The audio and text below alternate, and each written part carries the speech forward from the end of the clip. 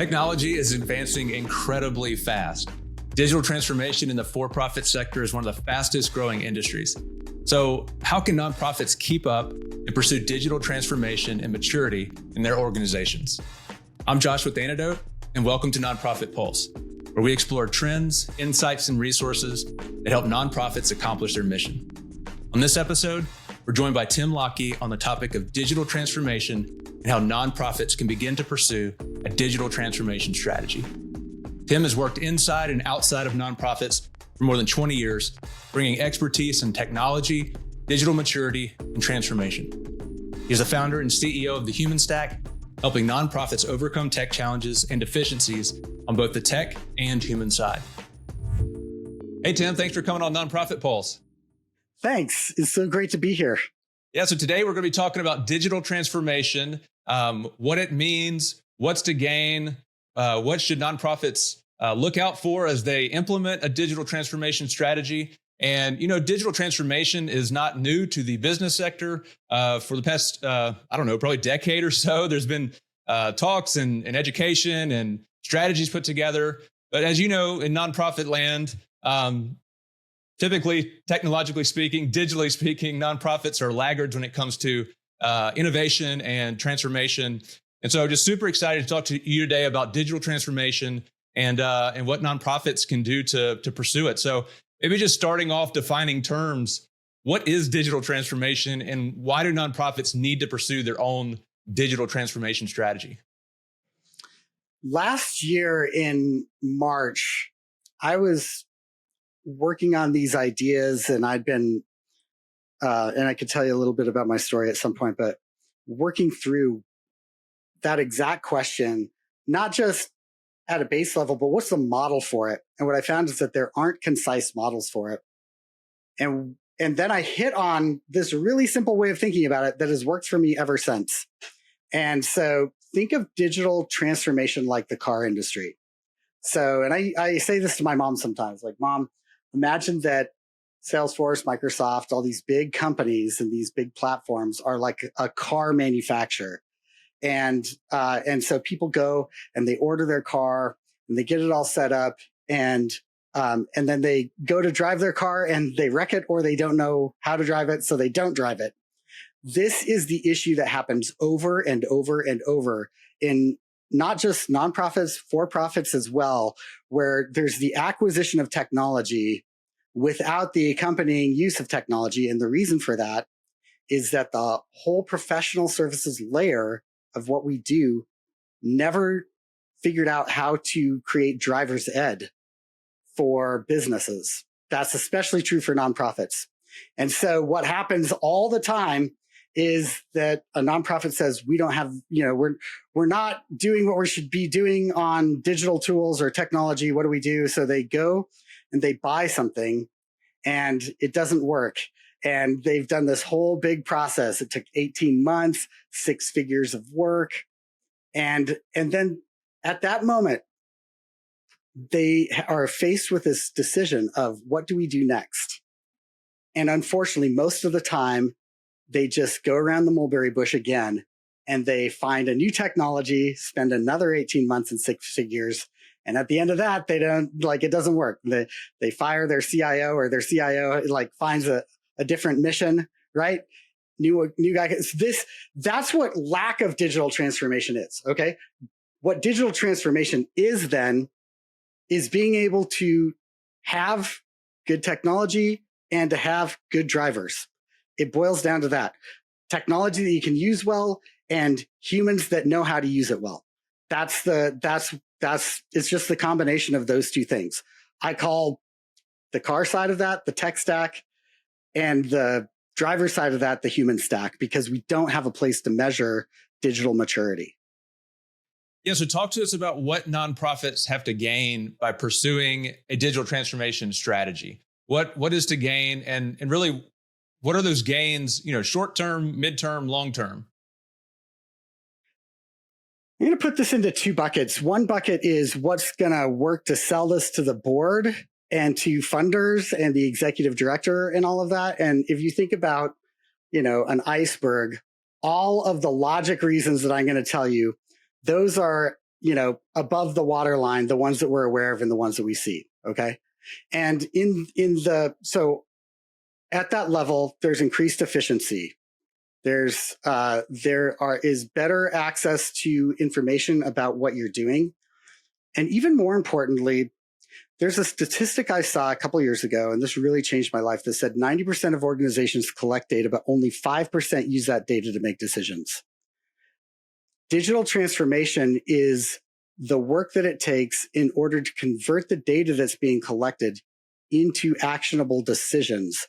And that goes through a process of data first being trusted, because a lot of the reason that people don't make decisions based on that data is that they know better than to trust it, right? So first you start with data that you trust and you convert that to information. Information is just data with context and meaning, right? And then you stack that information a couple layers deep. You convert that to insight. Executives use insight, directors use information, and staff usually are the ones that are creating the data. So you end up with a full spectrum of meaning from data all the way to insight, and you have alignment on roles so people know what they're doing with that. That creates an enormous amount of efficiency. So it becomes the leverage that technology is always meant to be, which is you can do more things with fewer staff in less time. That's above the iceberg, right? Or above the waterline on the iceberg.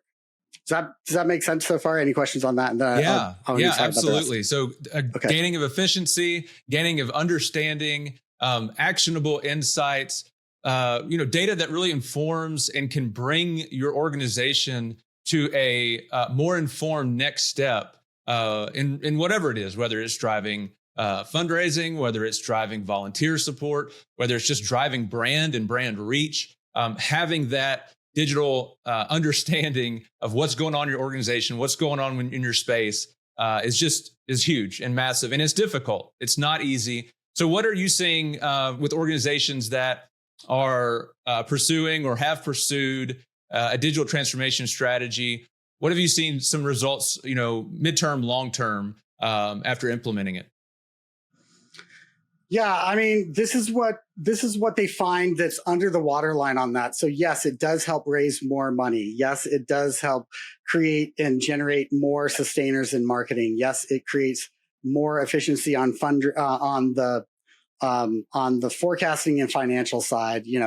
Volunteer management. Every department is going to be affected by this, by the efficiency in their own way, just like you're pointing out.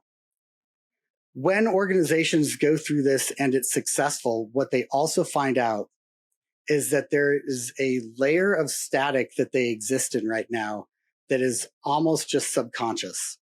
There's a frustration of we should be doing this better that they feel all the time. They're constantly getting compared to the for-profit sector.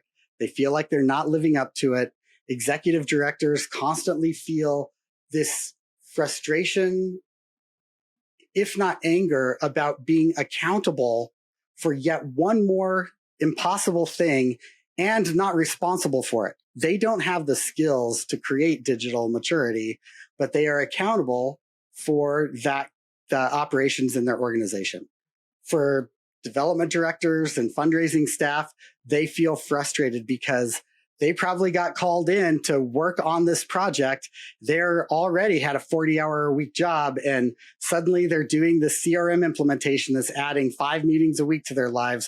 It doesn't make any sense. And they get so frustrated and resentful at that system that they resent it. So they don't use it. And they find relief in the sweet, loving arms of spreadsheets, right? And so they end up not using the system. When it's successful, it changes to where they are actually doing their job with more efficiency, and organizations can feel that win. They can feel that alignment with when the work that they're doing contributes to the work that other people are doing, and you can see a win that way. So, and I think every department's different. If you tell the finance team, hey, we're going to bolt on a bunch of automations, to your account so that you don't have to do double entry. No, they're not after efficiency. They're after accuracy. So what you just told them is, all right, we're going to bolt in 3 different streams.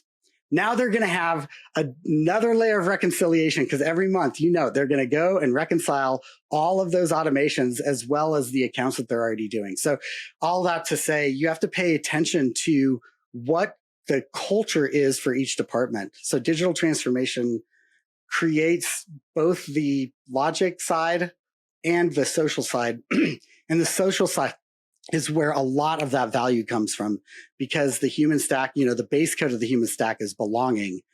It's not just zeros and ones, right?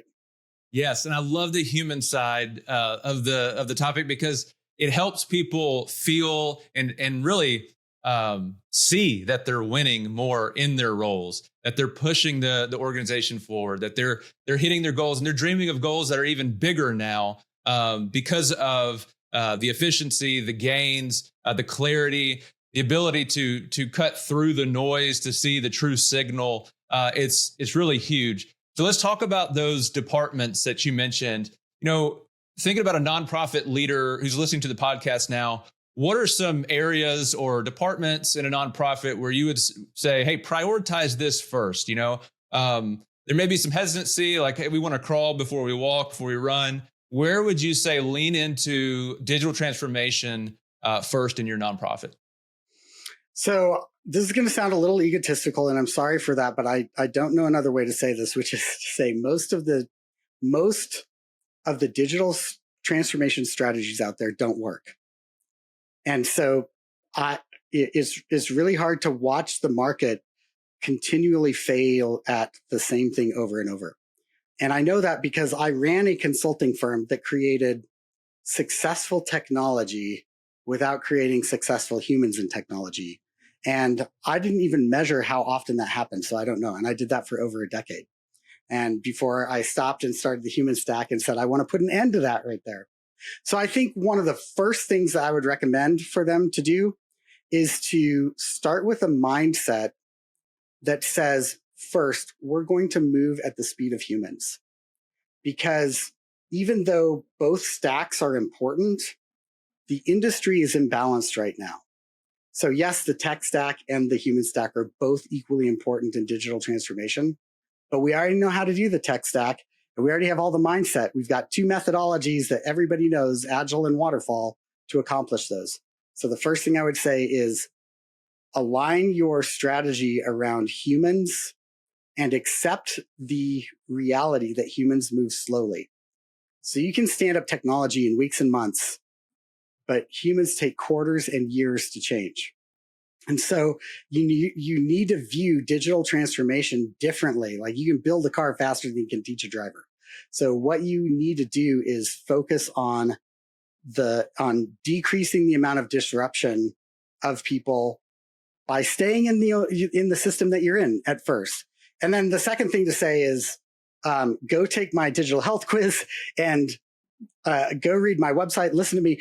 Let me tell you about the methodology that will help create that success for humans, not just successful technology. And that really does start with a digital health evaluation that we've got. It's free. You can go to humanstack.com/quiz and take that. And if the results aren't meaningful to you, schedule a time. I'll talk it through with you. But really, the focus has to be on, here is what we need to do with humans. And then the last thing I'll say is this. Not everybody needs to learn to drive the same way. So there are 3 different ways of working my methodology out in different organization sizes. So, if you're less than 15 staff, it's a completely different task than if you are, $1 billion and above at the enterprise level. And everything in the middle is its own version too. So there are 3 models for that. And really what is so critical to work on in that process is to focus on creating an internal team that knows how to do this. I call it the guide and the leader. This at the center of every successful technology initiative, there's going to be a strategic leader and a tactical doer. And the success of that initiative is going to all hinge on the quality of the relationship they have with each other. You can build good tech without having a good relationship, but you cannot create digital maturity in an organization without that. So you start with that. You build teams and structures around that in the methodology. And then you walk each department one at a time through that. So it starts with identifying the leader and the guide. And then after that, you start to work out the rhythms and the roadmap and the result KPIs from there. But it starts with who, always starts with who. This podcast is brought to you by Antidote. With billions of dollars processed in donations and more than 25,000 organizations served, Antidote saves your organization time and money. Find out more at antidote.com. ANEDOT.com. Antidote. Save time and money with powerful giving tools. So let's talk about expenses. Let's talk about the investment that nonprofits can expect. Many listeners are probably thinking, okay, this sounds great, but our revenue is not particularly great right now. It's kind of feel the recession vibes going on. What does this mean at the budget level for, let's say, 2024, for listeners who are thinking, we want to start this in 2024? Is there a percentage of your annual budget that you recommend to say, hey, take 5% of your annual budget and dedicate it to the adoption of new tools, the adoption of automation, strategy planning, all of that? How do you advise nonprofits around budgeting for digital transformation? Great question. Thank you for asking about the budget. Almost nobody gets there, and you're so exactly right. So in every organization, there's going to be a technology budget. Now, maybe it's not a large technology budget, but there's going to be a tech budget. My recommendation is that budget should be cut in half. Half of it should go to humans and half of it should go to technology. If that means that you need to increase it because you've got, contracted subscriptions around that, then you need to increase your budget. And if you don't, then you're going to be paying for tools you are not going to use. So that's the first thing that I would say is the way that you structure your technology budget. Most organizations think of training in the staff development HR category. And that's where I say, nope. Your humans are half of your information systems. So half your tech budget needs to be human and half of it needs to be technology. So that's the first way to think about structuring it. I'm going to speak to the 90% of organizations that have less than 15 staff, because that is where most organizations live. I created a program called Digital Driver's Ed that is specifically for organizations at that size. And the thing that I'm so excited about with digital transformation is that small organizations can accomplish it faster and better than large organizations. And the reason for that is they have a one-to-one relationship with everybody in that organization. And that changes the change management to just change management instead of managing change management, right? As soon as you have more than one layer, it becomes complicated. So I found out my dad learned to drive when he was 6 years old. He was out on a ranch. My grandpa just said, go get the cows, get them to the barn, this old Jeep, and he did it. And my dad told me that. And I was like, okay, that's interesting that it's safe to do that in some contexts. And what it made me realize is that actually for small nonprofits, we just need to get the data to the barn and stop with all of the governance and adoption and all the managing change management stuff that's out. Instead, what we need to do is make that a direct conversation. So I took my methodology. I just pulled all the city driving out of it. I turned it into an online course and a transformational community. And I think that is it's right now, this year is $2,500. That is less than half of 1% of almost all organizations spend. So that's the least amount of money you could ever do this for. And it's really powerful. So that's that. For large organizations, there's a totally different answer and we don't have time to get into it, but that's what I would say for 90% of organizations. Awesome. So just thinking high level, what's the best way to get the conversation started for nonprofit leaders? We've talked in the past 15 minutes or so, we've dived deep a few times, but kind of bringing it back out for our listeners. They want to get the conversation started in their organization, looking at, even Q4 of this year, but really looking into 2024. What's the best way to get the conversation started for nonprofit leaders? I think it boils down to a really simple question. You could take my online quiz. That's great. And I think that you could ask the questions from this, but really it boils down to, hey, people in our organization, do we have a car problem or do we have a driver problem? And if we've got a driver problem, then we approach it differently than if we've got a car problem. That's where I would start the conversation with a lot of authenticity about, are we actually doing the behaviors? When we say the system doesn't work, is it because we haven't logged in 3 weeks? Because of course the system doesn't work, right?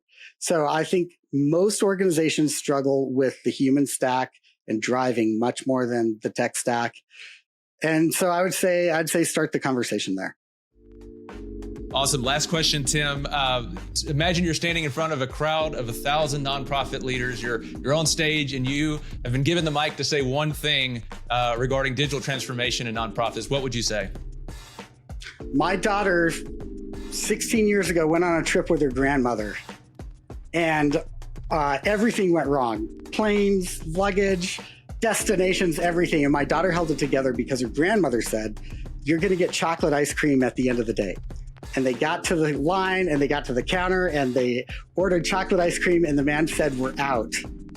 And my daughter just fell to the ground in a heap because she was so overwhelmed. There's a line at which humans can't handle any more disruption.